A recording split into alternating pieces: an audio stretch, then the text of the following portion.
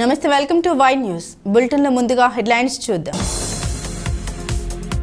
అనకాపల్లి జిల్లాలో నారా లోకేష్ పర్యటన, అభివృద్ధి పనులకు యువ సారథి శంకుస్థాపన.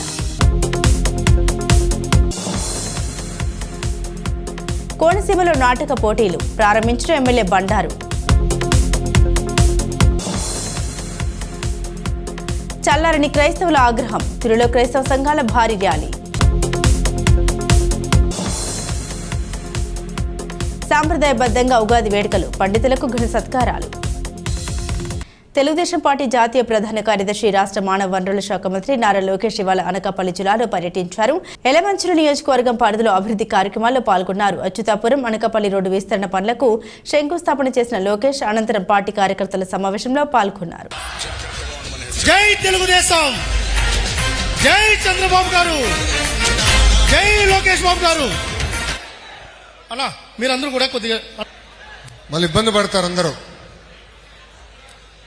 గురుగారు మిమ్మల్ని నుంచున్న వాళ్ళని కొంచెం ఎన్నికైనా రండి భయ్. గాలంతా మీరే లాగేస్తున్నారు, వాళ్ళకి రాట్లా.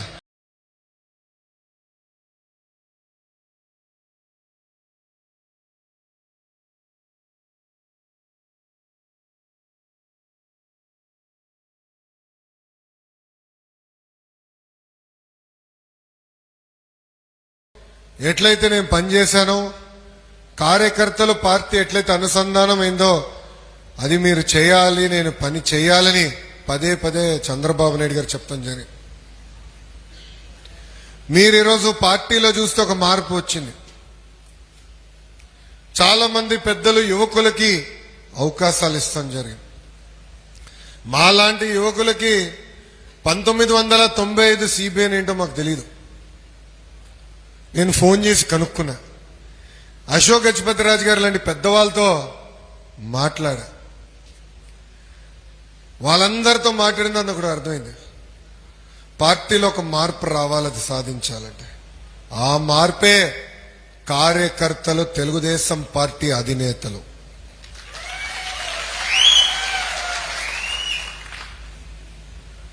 గ్రామ పార్టీ అధ్యక్షుడు, మండల పార్టీ అధ్యక్షుడు, నియోజకవర్గ ఇన్ఛార్జ్ మంత్రివర్యులు అందరూ కూడా అహర్నిశలు కార్యకర్తలకు అందుబాటులో ఉండాలా, వాళ్ళ సమస్యలు పరిష్కరించాలా. మీరందరూ ఒక్కసారి కానీ చూస్తే ప్రతి వారం వెడ్నెస్డే నాడు కంపల్సరీ ఇన్ఛార్జీలు కానీ శాసనసభ్యులు కానీ, అంటే తెలుగుదేశం పార్టీ శాసనసభ్యులు కానీ తెలుగుదేశం పార్టీ ఇన్ఛార్జీలు కంపల్సరీగా కార్యకర్తల్ని కలవాలి, వాళ్ళ మనోభావాలు తెలుసుకోవాలి, అది పరిష్కరించాలని చాలా స్పష్టంగా చెప్పాం. నేను పాదయాత్ర చేసినప్పుడు కూడా మీకు ఒక హామీ ఇచ్చా.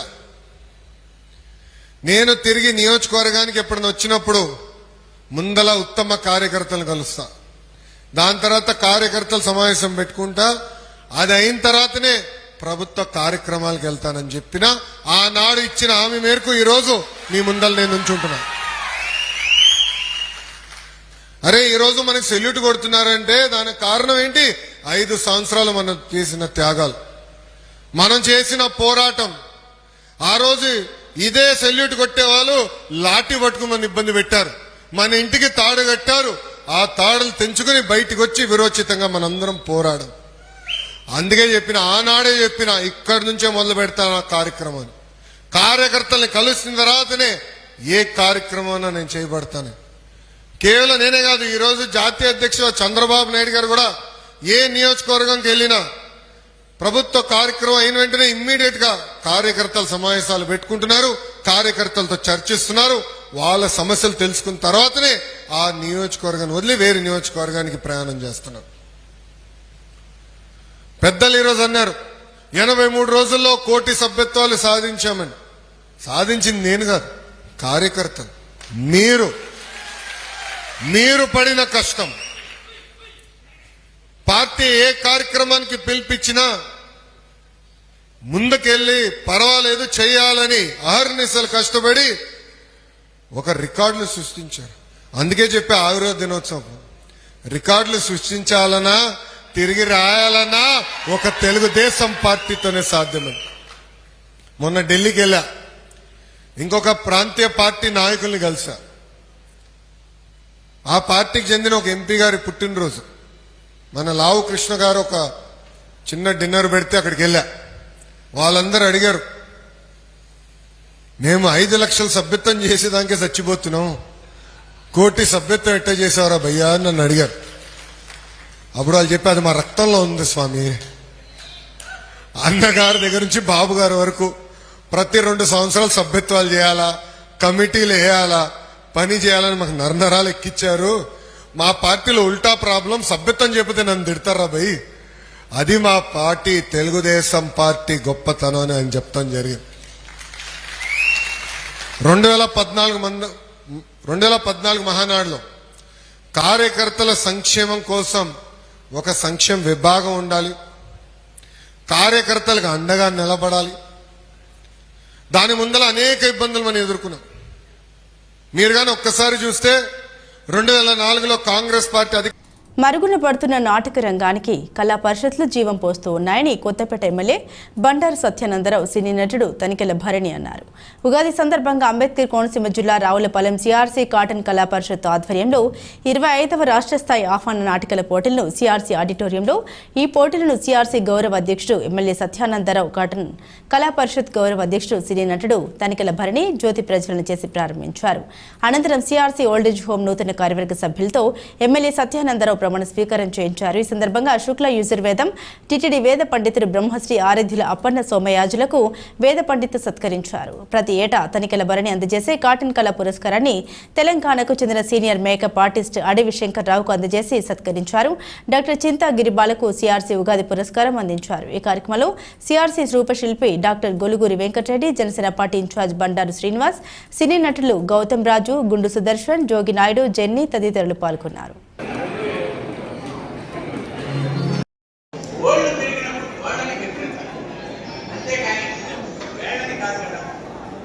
అలాగే ప్రతిస్పర్ధలు వచ్చినప్పుడు కోపతాపాన్ని పెట్టండి. నేను విరాట్ పెట్టిన కేసు తిరిగి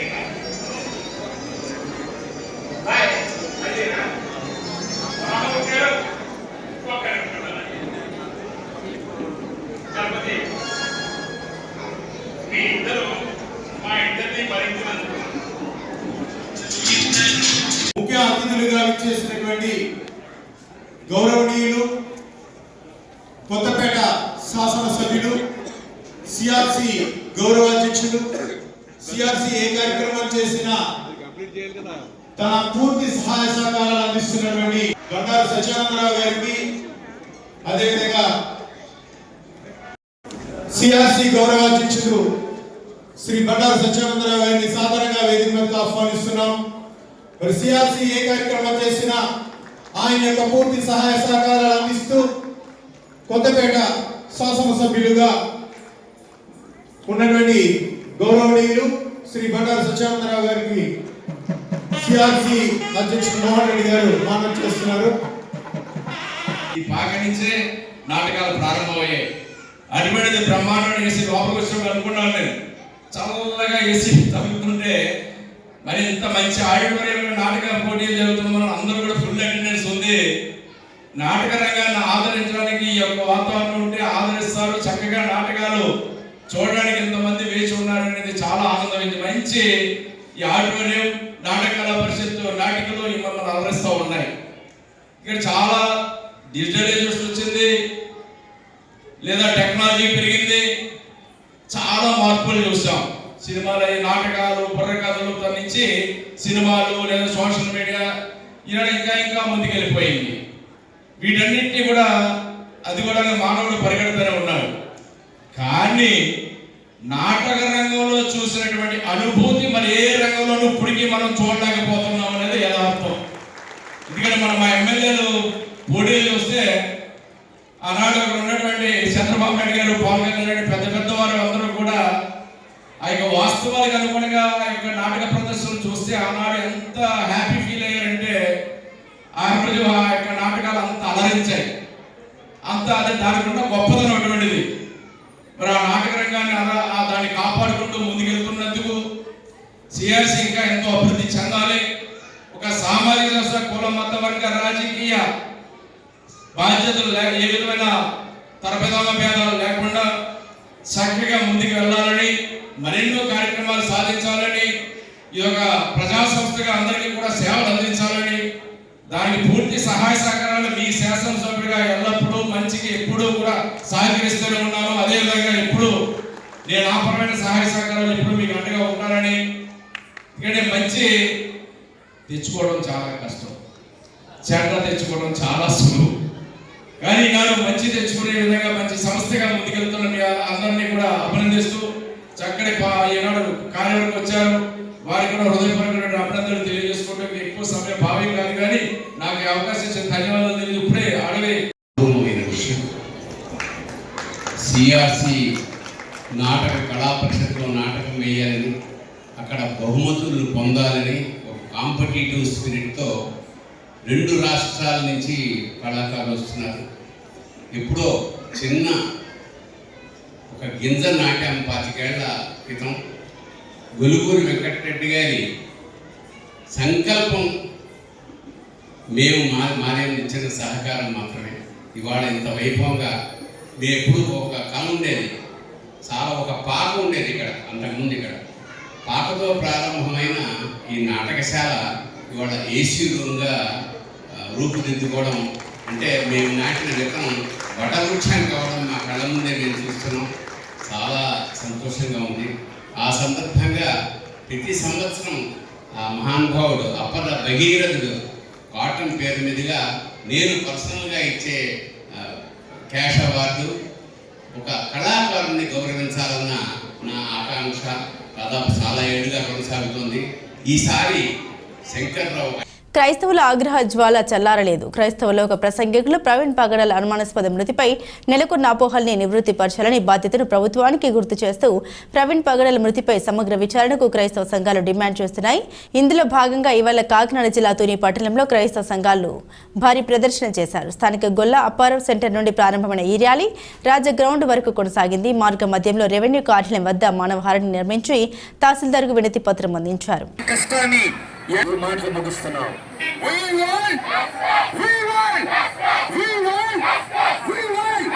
దాడులను మేము ఖండిస్తూ ఉన్నాం. మాకు కూడా భరోసా సంఘ కాపరులు, సంఘ పెద్దలు, క్రైస్తవ విశ్వాసులు అందరూ ఏకమై ఈరోజు మరణించినటువంటి ప్రవీణ్ పగడాల గారికి సంతాపం, వారి కుటుంబానికి మా తీవ్రమైనటువంటి సంతాపం తెలియచేస్తా ఉన్నాం. ఈ సందర్భంగా వారి మరణం ఒక యాక్సిడెంట్ అని చెప్తున్నప్పటికీ దాని వెనక తప్పనిసరిగా అది ఒక తప్పనిసరైనటువంటి విధంగా అది దర్యాప్తు జరిగించి నిజమైనటువంటి సత్యాలు వెలికి తీయాలనేటువంటి ఉద్దేశంతో ఈరోజు ఈ శాంతి ర్యాలీ అనేటువంటిది జరిపించడం జరిగింది. మరి 2 రాష్ట్రాల్లో ఉన్నటువంటి క్రైస్తవ సంఘాలు అలాగే యావత్ దేశం ఈ విషయంలో చాలా బాధపడతా ఉన్నారు. కాబట్టి దీనికి బాధ్యత వహించేటువంటి ప్రభుత్వాలు మరి పోలీసు డిపార్ట్మెంటు దీని విషయంలో ఎంతో శ్రద్ధ వహించి సత్యాలు ముందుకు తీసుకురావాలని మేమందరం కూడా డిమాండ్ చేస్తాం. నమస్తే అండి. మరి ఈ రోజు ప్రవీణ్ పగడాల గారి యొక్క మరణం ఎంత దౌర్భాగ్యమైన మరణం. ఆయన అంటే హత్య ఉదంతం లాగా మనకి కనబడుతున్నా కూడా ఆ పోస్ట్ మార్టం రిపోర్ట్ కూడా కనీసం ఇప్పటి వరకు బయటికి రానివ్వకుండా ఎంత గందరగోళం సృష్టించి అనుమానాస్పదంగా మమ్మల్ని అందరినీ కూడా ఇలా రోడ్ల మీదకి రావడానికి కారణమయ్యారు. ఇది కూడా మరి గవర్నమెంట్ గుర్తించాలి. ఎందుకంటే ఇంత ఐక్యత క్రైస్తవుల్లో ఇప్పటివరకు మేము కూడా చూడలేదు. ఇంతమంది వేల మంది జనం ప్రవీణ్ పగడాల అన్న గురించి బయటకు వచ్చారు అంటే ఇంకా ఎంతమంది బయటకు రావడానికి సిద్ధంగా ఉన్నారనేది కూడా మీరు ఆలోచించాలి. ఇది న్యాయపరమైన మరి చట్టపరమైన మంచి న్యాయం ఈ మృతి విషయంలో జరగకపోతే మాత్రం చాలా మరి కాన్సిక్వెన్సెస్ ఎదుర్కోవాల్సి ఉంటది. మరి పిఎం గారు, సీఎం గారు అందరూ కూడా ఈ విషయంలో మరి సత్వర చర్యలు చేపట్టి చక్కని న్యాయం ఇవ్వాలని, అలాగే ప్రవీణ్ పగడాల గారి యొక్క మరణం యొక్క మరి ఉద్దేశం దేవుడు ఏ విధంగా మరి మనందరి పక్షంగా నెరవేరుస్తారో మనం కూడా ఇంకా వేచి చూడాలి. అనేక మంది, వేల మంది ప్రవీణులు పుట్టుకొచ్చేలాగా దేవుడు సహాయం చేస్తారు. ఎందుకంటే ఈ భారతదేశాన్ని రక్షణలోనికి నడిపించడం దేవుని యొక్క సంకల్పం. భారతదేశ రక్షణే ఈ యొక్క ప్రవీణ్ పగడాల అన్న యొక్క మృతి యొక్క ఉద్దేశం. సో ఈ యాకోబు చనిపోగానే ప్రపంచ వ్యాప్తంగా మార్చి 25వ తారీఖున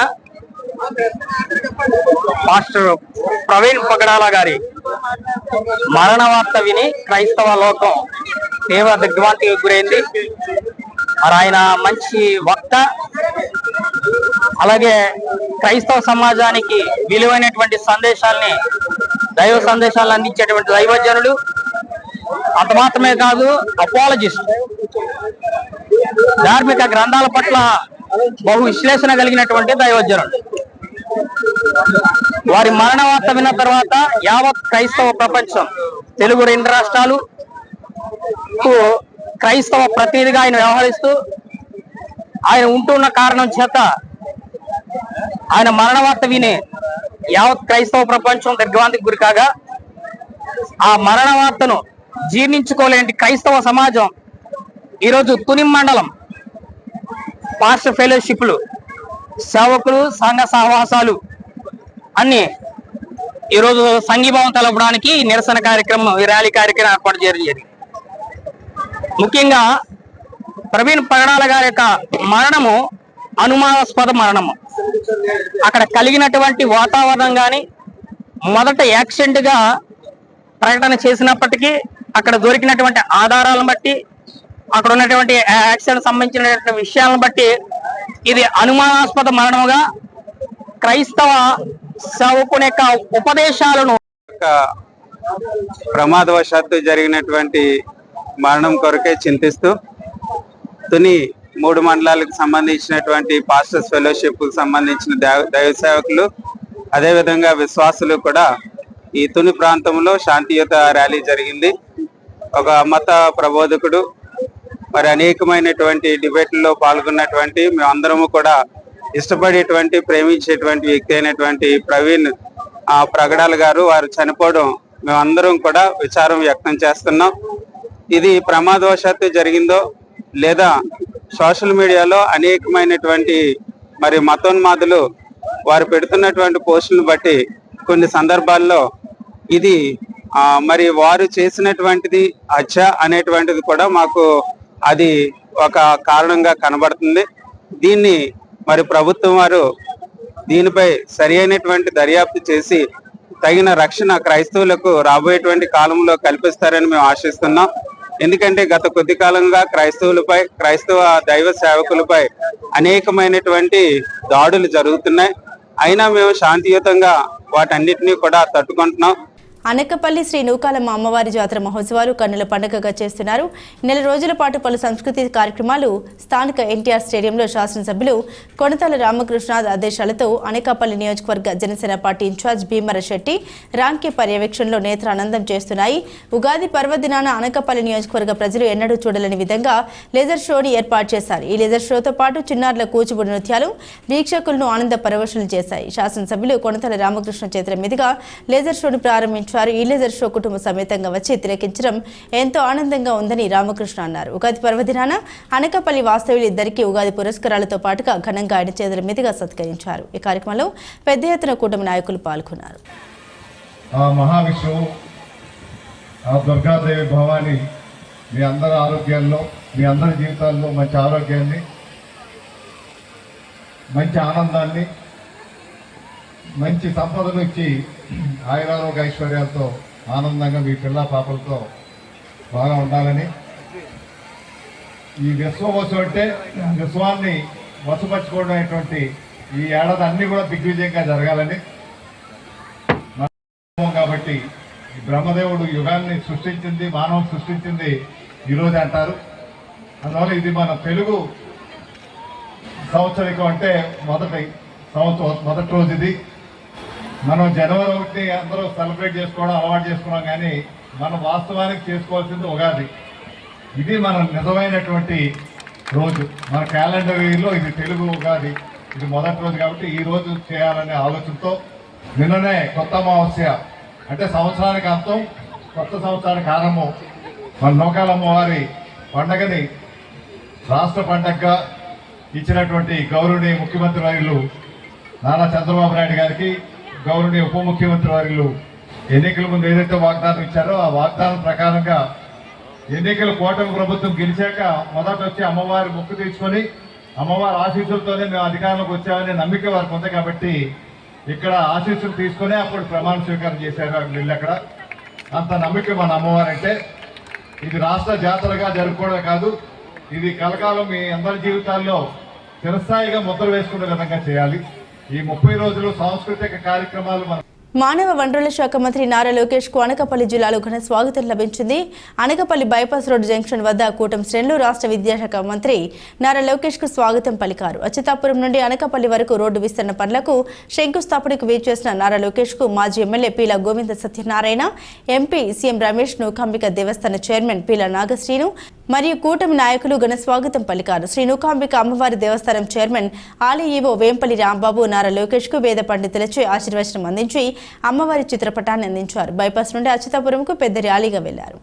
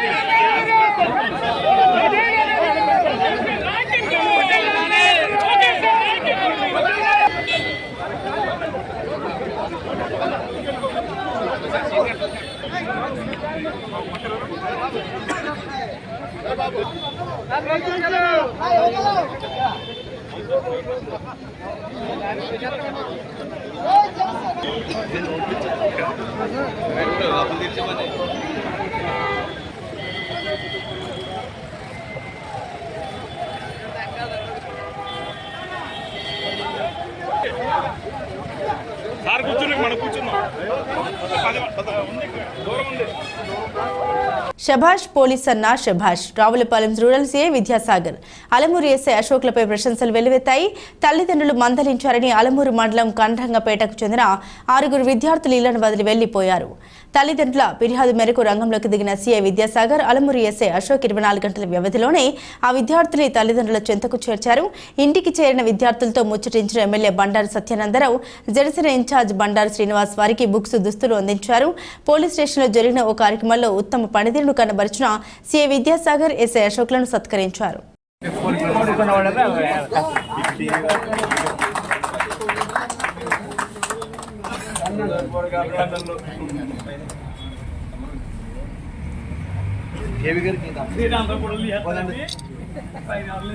బాబు ఒకసారి మాట్లాడకండి.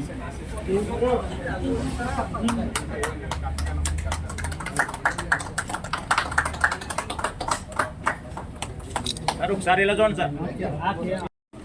ఆలమూరు కొంచెం దగ్గరగా వస్తారా? పర్లేదా? వచ్చేమండి, పర్లేదు, చాలు చాలు. యానాదులు సంబంధించి విద్యార్థులు అక్కడ చదువుకుంటున్న పిల్లలు 6 మరి చదువుల పట్ల తల్లిదండ్రులు అడిగిన దానికి మనస్తాపంతో మరి గ్రామం వదిలిపెట్టి బయటకు వెళ్ళిపోవటం, 2-3 రోజుల పాటు వారు చూసిన తర్వాత వారు ఎంక్వైరీ చేసుకుని పిల్లలు అచూకీ దొరక్క పోలీసు వారికి సంప్రదించే వారికి కంప్లైంట్ ఇవ్వటం. కంప్లైంట్ వచ్చిన తక్షణం 6 చదువుకునే పిల్లలు వారు ఎక్కడికో వెళ్ళిపోయారు అనే విషయాన్ని చాలా సీరియస్గా తీసుకుని మరి టెక్నాలజీ సహకారంతో ఎంతో చాకచక్యంగా పూర్తిగా దాని మీద దృష్టి పెట్టి మరి ఆ పిల్లల ఆచూకని కనుగొని 24 గంటలు గడవక ముందే వారిని వెతికి పట్టుకొచ్చి వాళ్ళ తల్లిదండ్రులకు అప్పగించినందుకు మన Ravulapalem rural circle inspector police Vidyasagar గారికి, Alamuru sub inspector of police Shri Ashok గారికి హృదయపూర్వకమైనటువంటి అభినందనలు అందరి తరఫున కొత్తపేట నియోజకవర్గ ప్రజానీకం తరఫున తెలియజేస్తూ ఉన్నాను. ఇదే విషయాన్ని మరి జాతీయ తెలుగుదేశం పార్టీ ప్రధాన కార్యదర్శి గౌరవనీయులు శ్రీ లోకేష్ బాబు గారు పోలీసులు చాకచక్యంగా పిల్లల్ని కనిపెట్టి వారిని పట్టుకొచ్చి తల్లిదండ్రులకు అప్పగించారనే విషయం తెలిసిన వెంటనే పోలీసు వారి కంప్లైంట్ ఇచ్చిన 24 గంటలకు గడవక ముందే పిల్లల ఆచూకీ కనుక్కొని వారిని తిరిగి తల్లిదండ్రులకు అప్పగించినందుకు లోకేష్ గారు ట్వీట్ ద్వారా మరి పోలీస్ సిబ్బందిని అభినందించడం కూడా చాలా శుభ పరిణామంగా తెలియజేస్తూ ఉన్నారు. లోకేష్ బాబు గారు ఏ విధంగా ప్రజాక్షేమం కోసం, ప్రజా సమస్యల కోసం దృష్టి సారిస్తూ ఉన్నారనేది ఆ విషయం ద్వారా అర్థమవుతూ ఉంది. ఎక్కడో కొత్తపేట నియోజకవర్గం ఆలమూరు మండలంలో ఆలమూరులో జరిగిన సంఘటన ఆ చదువుకునే పిల్లలు నిస్వార్థ సేవలకు సముచిత స్థానం. ఇది యనమల నాయకత్వం ప్రత్యేకత.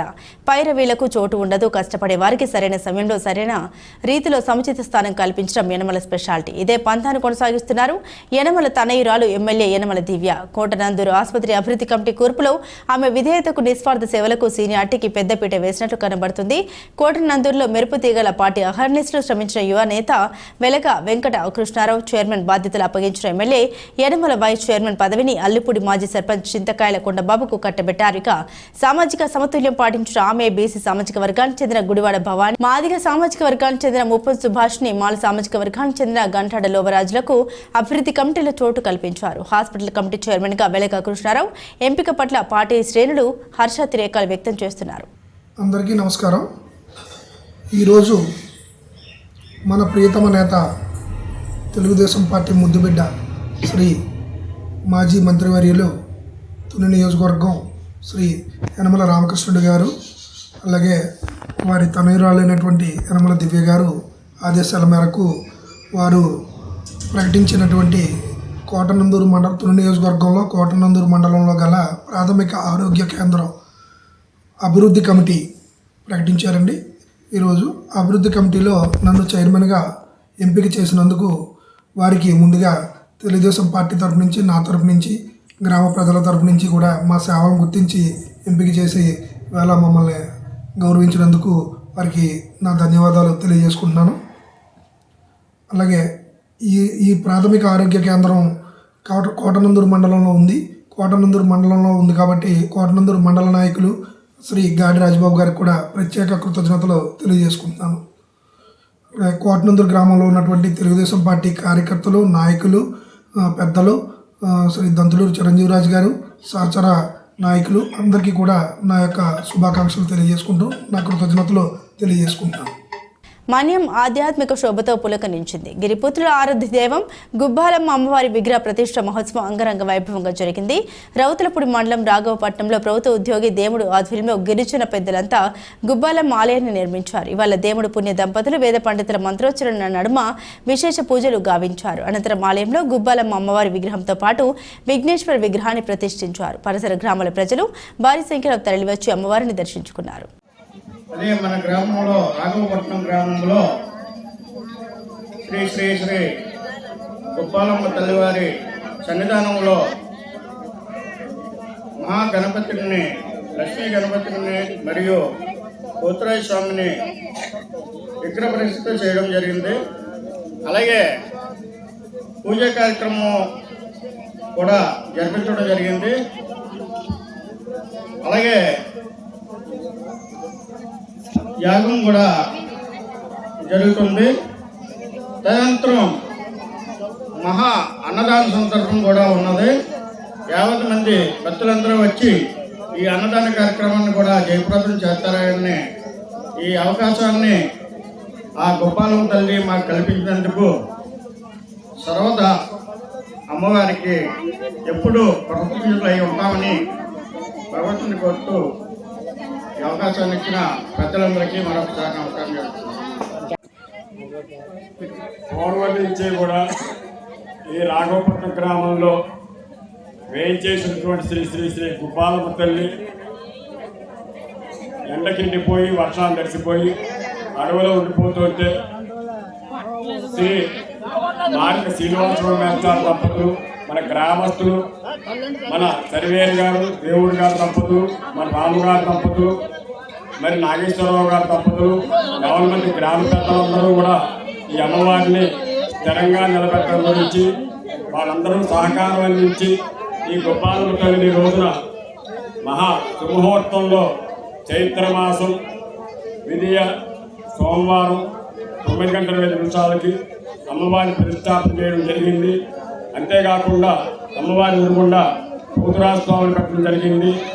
అదే కాకుండా మహాగణాధిపతి దేవుణ్ణి ఆ స్వామిని శ్రీ దేవుడు గారు. బులెటిన్ ముగించే ముందు హెడ్లైన్స్ మరోసారి. అనకాపల్లి జిల్లాలో నారా లోకేష్ పర్యటన, అభివృద్ధి పనులకు యువ సారథి శంకుస్థాపన. కోనసీమలో నాటక పోటీలు ప్రారంభించిన ఎమ్మెల్యే బండారు. చల్లారని క్రైస్తవుల ఆగ్రహం, తిరులో క్రైస్తవ సంఘాల భారీ ర్యాలీ. సాంప్రదాయబద్ధంగా ఉగాది వేడుకలు, పండితులకు ఘన సత్కారాలు. ఇవి బులెటిన్ అప్డేట్స్. మరిన్ని అప్డేట్స్ కోసం చూస్తూనే ఉండండి వై న్యూస్.